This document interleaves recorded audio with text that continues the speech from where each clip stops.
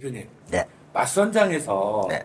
신부하고 이렇게 만나면 막상 무슨 질문을 해야 될지 모르는 신랑도 많을 것 같습니다. 어떤 질문을 해야 됩니까? 자, 실질적으로요, 맞선장에서 신부를 이렇게 만나서 물어보려고 어떤 신랑들은 막 메모를 막 해갖고 옵니다. 아, A4 용지에 준비를 해갖고 와요.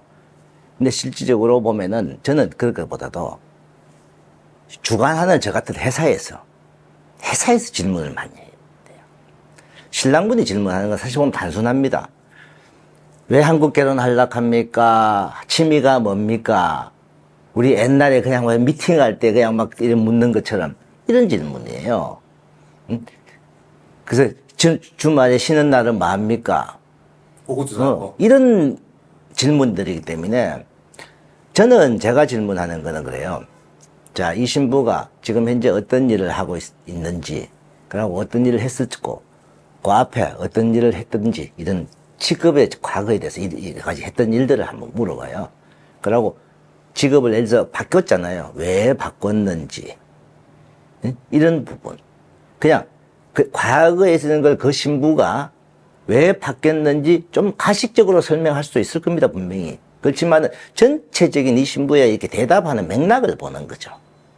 신부의 하나하나 그 대답은 사실 가식적으로 할 수가 있어요. 가장 신부들이 많이 하는 우리 질문에서 아기를 몇 명 놓을 거냐, 한국 가서 아기는 언제 놓을 거냐, 한국 가서 무슨 일을 하고 싶어요, 딱 물어보면 보편적으로 딱 하는 말이 뭐냐, 남편이 원하는 대로요. 이런 말을 해요. 그거는 분명히 가식적인 사람입니다. 주위에서 시켜서 하는 말이에요. 스스로 진짜 왜 본인 딱 주관해서 한다 하면, 만약에 자녀는 언제쯤 놀러 갑니까? 남편 나이도 있기 때문에 한국 가서 빨리 낳아야 안 되겠습니까? 또 심지어 딱 진짜 확실히 대답하는 신부. 아기 낳고 한국의 부모님들도 일도 가려고 하면 좀 빨리 임신해야 된다. 이걸 그대로 설명하는 신부. 아, 저 신부가 진실된 대답을 하느냐. 이걸 먼저 봐요. 그 다음에 부모들이 무슨 일을 하는지, 그것도 보지만 이 부모 경제적인 게 어느 정도인지를 알아보는 방법은 신부가 한 달에 월급을 얼마 받아서 매달 부모님한테 얼마를 줬는지. 그럼 어떤 신부들은 모았다가 몇 달에 한 번씩 뭐 필요할 때 줬어요. 그러면은 부모님이 조금 여유가 있는 집이죠. 제일 부모님들이 경제적으로 조금 힘들다 하는 판단은 월급의 절반을 매달 주는 사람들이에요. 월급의 뭐 20%를 그냥 매달 용돈으로 드리는 사람들, 어떻게 보면 달러서 부모님한테 용돈을 매달 보내드린 거고. 근데 월급의 50%는요, 사실상 나머지 월급 50% 갖고 신부가 혼자서 만약에 객지 생활을 하는데 살아간다. 굉장히 힘든 생활이에요. 근데 그걸 감수하고 부모님한테 매달 준다는 것은 부모님이 그 돈을 보내줘야 살아갈 집이다. 그러면 예를 들어서 같은 집에 부모님이 살고, 같은 집에 살면서 이렇게 직장을 다니는 신부도 있을 거 아니에요. 그런 부분은 도리어 모든 걸 부모님한테 맡겨놓고 필요할 때 갖다 쓰는 신부. 그러면 그 신부의 옷차림이라든지, 그래서 목걸이를 한다, 뭐 반지를 끼우는데 이런 걸 쭉 이렇게 훑어보면요. 이 신부가 조금 더 깔끔하게 이렇게 뭐 쇼핑이라든지 이런 거 조금 또 하면서 살아가는 신부인데, 근데 부모님한테 돈을 맡겼다? 그러면은 부모님이 사준다. 그러면 그 집은 조금은 여유가 있는 집이다. 이런 식으로 평가를 해야 돼요. 그런 평가, 그거는 누가 하는, 신랑이 절대 못 합니다. 회사에서 해줘야 되는 거예요. 근데, 자, 일부 회사에서 신랑 보고 앉아갖고 뭐 물어보고, 신랑 보고 물어볼 거 물어보세요. 나중에 신랑이 알아서 선택하세요. 신랑한테 던져놔버려요. 그러면 신랑들은 뭐 봅니까? 얼굴밖에 안 봐. 신부 얼굴만 보고 결정하는 거예요. 저는 신랑분한테 갑니다. 자, 기본적으로 못생긴 사람은 일단 안 볼 거잖아요. 그래서 어느 정도 인물도 있고 학력도 있고 문신도 무조건 없는 사람들에서 골라서 다시 본인의 맛선을 본다.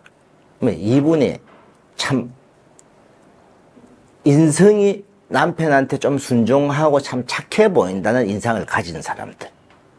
그런 사람들을 먼저 해야 된다 이거죠. 그런데 얼굴은 이뻐. 근데 베트남에서 좀 이렇게 오래 살면은 오래 산 한국 사람들이 가장 느끼는 게 뭐냐면 베트남 여성들이 외모적으로 딱 보면 저 아가씨 고집 있어 보이는데 성깔 있어 보이는데 하니까 좀 표가 나는 사람들이 많아요. 그거는 신랑들은 몰라요. 그리고 결혼을 옆에서 주선해주는 업체 사장님이 체크를 해줘야 되는 거고, 그 다음에 신부들은 항상 대답을 할 때도 왜 웃으면서, 밝게 웃으면서 대답하고 하시는 분들. 그런 분들이 한 많게도 신부들 성격이 좀 온화한 편이겠죠. 이런 여러 가지를 보면서 하고, 자,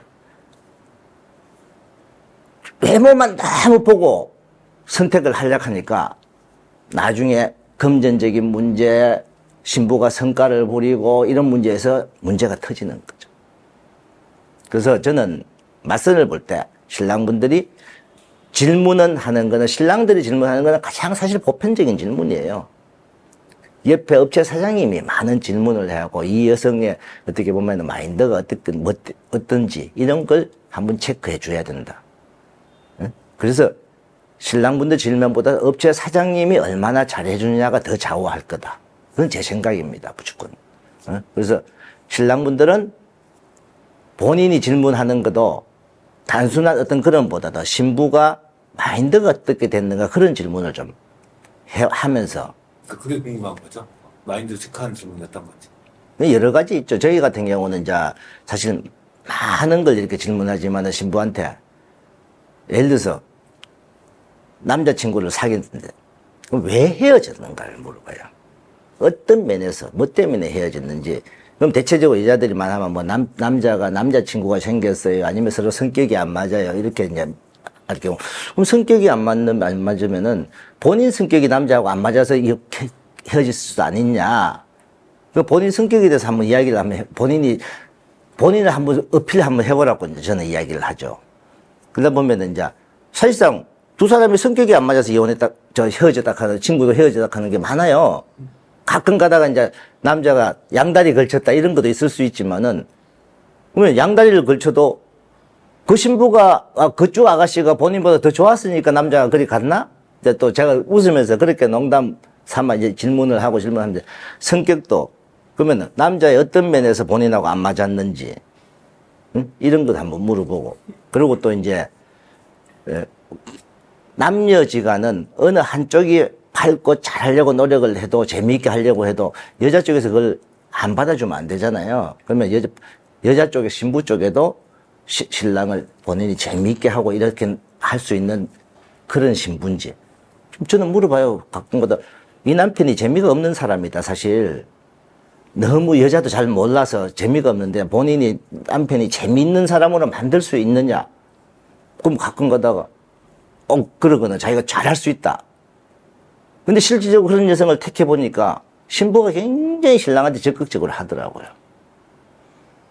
신부의 전체적인 성향을 먼저 보는 거지. 사람 됨됨이를 보는 거지. 근데 됨됨이를 봐야 되는데 외모 보고 뭐 보고 하다 보면 결국은 문신 있는 사람도 만나고, 사실 문신 있는 아들이, 이쁜 아들이 가끔 더 많아요. 그렇죠. 예. 근데 거기에 꼽혀버리면 문제가 되는 거죠. 그래서 사람 됨됨이에 대한 질문을 많이 해라. 그래서 그걸 파악하고, 얼굴이 좀 밝은 사람. 대답할 때 네네. 근데 말도 너무 많이 하는 사람이 있어요. 질문 하나 하면 한참 혼자. 그것도 안 좋아요. 그런 여성들은 나중에 신랑하고 좀 머리 아픈. 짧게라도 웃으면서 대답하는 신부. 일단 그 내용도 중요하지만은 대답하는 자세. 그리고 신랑분이, 저는 또 그런 거 있어요. 신랑분이 왜 선택도 바로 못하고 있을 때 시간이 얼마나 걸리더라도 이 신부가 지그시 기다려줄 수 있는 신부. 오늘도 해서 확실히 결정을 못했어. 그러면 내일 좀 다시 또 와라 하면 또 와서 또 기다리고. 될지 안 될지는 모르지만은 그런 좀 지긋한 점이 있는 신부들이 훨씬 낫다는 거죠.